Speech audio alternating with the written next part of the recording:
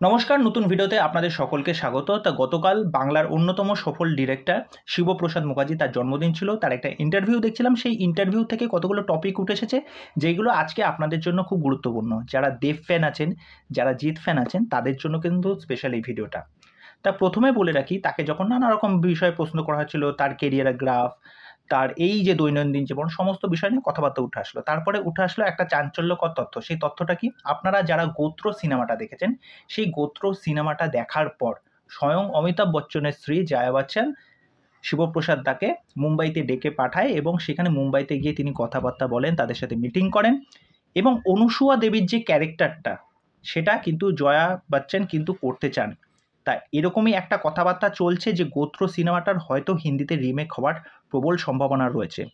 তারপর সেখানে অমিতাভ বচ্চন স্বয়ং এসে শিবপ্রসাদ দার সাথে হ্যান্ডশেক করে বলেন যে আমার জন্য যদি কোনো রোল থাকে তাহলে কিন্তু অবশ্যই আমাকে জানাবেন। তা হয়তো এরকম একটা চান্স থাকলেও থাকতে পারে যে পরবর্তীতে অমিতাভ বচ্চন কিন্তু বাংলায় কোনো কাজ করার কিন্তু সম্ভাবনা আছে, তাও উইন্ডোজের প্রোডাকশন হাউসে। আরেকটা তথ্য উঠে আসলো, যেটা হচ্ছে কামাল হাসানের নাম। কামাল হাসান, যারা আপনারা রামধনু সিনেমাটা দেখেছেন, রামধনু সিনেমাটা রিমেক করতে চান স্বয়ং কামাল হাসান।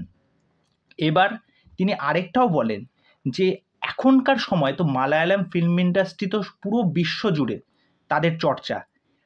আমাদের বাংলায় উইন্ডোজের 3টে সিনেমার রাইটস কিন্তু মালায়ালাম ফিল্ম ইন্ডাস্ট্রি নিজে কিনে রেখেছে। তার মানে বুঝতেই পাচ্ছেন যে উইন্ডোজের কাজের কতটা চর্চা রয়েছে। তারা জানে শিবপ্রসাদ নন্দিতার কাজগুলো কীরকম হয়। এরপর চলে আসলো দেবদার কথা। তা দেবদাকে নিয়ে যে বলেন যে দেবদাকে নিয়ে কি নতুন কোনো কথা বা তাকে নিয়ে যে কোনো রকম কাজ করার কথা কি তাদের চিন্তাভাবনা আছে? তখন শিবপ্রসাদ দা বলেন যে হ্যাঁ, দেব শুধু সময় দিক। দেব সময় দিলেই দেবকে নিয়ে আলাদা করে চিন্তাভাবনা করব। আজকেও অতনু রায়চৌধুরী যেভাবে দেবকে নতুনভাবে প্রেজেন্ট করেছে, তাদের যে কটা সিনেমা বেরিয়েছে একটার পর একটা কিন্তু ব্লকবাস্টার হয়েছে এবং সেটা কিন্তু বাংলা ফিল্ম ইন্ডাস্ট্রিকে অনেকটা এগিয়ে নিয়ে গেছে। একটা ব্যাপক গ্রোথ হয়েছে বাংলা সিনেমার জন্য, একটা কালেকশন ভালো এসেছে। এবার যদি দেব উইন্ডোজের সাথে যুক্ত হয় তাহলে অবশ্যই দেবের জন্য এটা কেরিয়ারে খুব ভালো হবে এবং দেব আর উইন্ডোজের প্রোডাকশন হলে বুঝতেই পাচ্ছেন কীরকম কী কাজ হবে। এবার চলে আসলো যে সবাই জিজ্ঞেস করে জিদ্দার সাথে কোনো কাজ হচ্ছে না কেন? জিদ্দার সাথে কি উইন্ডোজের কোনো কাজ হবে? শিবপ্রসাদ বলে যে জিৎ হচ্ছে আমার মিডনাইট ফ্রেন্ড, মানে তার সাথে সব রকম গল্প করা, ক্যারাম খেলা, এই জিনিসপত্র হয়।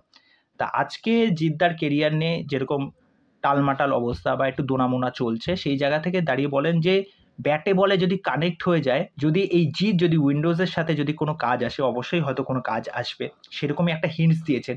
তা তিনি প্রপারলিভাবে কোনো কিছু বলেননি, কিন্তু জিদ্দার সাথে যদি কোনো কাজ আসে উইন্ডোজে, তাহলে সেটা বাংলা ফিল্ম ইন্ডাস্ট্রিতে কিন্তু একটা ব্যাপক কালেকশন নিয়ে আসবে। তিনি পাশাপাশি এটাও বলেন যে সবাই চেয়েছিলেন যে ঋতুপর্ণা প্রসেনজিৎ জুটি আসছে না কেন? প্রাক্তনে তাদেরকে প্রায় 14 বছর পর তাদের জুটিটা বাঁধতে দেখা যায় এবং সেখান থেকে একটা ভালো কালেকশন কিন্তু উঠে আসে। আজকেও যদি জিৎ, দেব, এই সমস্ত যারা সুপারস্টার আছেন তারা যদি উইন্ডোজের সাথে কাজ করেন, তাহলে কিন্তু বাংলা সিনেমার জন্য একটা ব্যাপক গ্রোথ আসবে। তা এই ছিল কতগুলো তথ্য যেগুলো আপনাদের সামনে শেয়ার করলাম। তা আরও কিছু কিছু বক্তব্য ছিল যেগুলো বলতে গেলে ভিডিওটা অনেক বেশি লম্বা হয়ে যাবে। তা এই তথ্যগুলো শুনে আপনাদের কি মতামত সেটা অবশ্যই আমাকে কমেন্ট করে জানাবেন। তা চলুন আজকের ভিডিও এখানেই শেষ করছি। পরবর্তী ভিডিওতে আবার দেখা হবে। আর চ্যানেলে যারা প্রথমবার ভিজিট করতে এসেছেন তাদেরকে ওয়েলকাম। চ্যানেলে এসে আমার চ্যানেলটাকে সাবস্ক্রাইব করে দিয়ে এইভাবে আমার সাথে থাকবেন, পাশে থাকবেন। নমস্কার।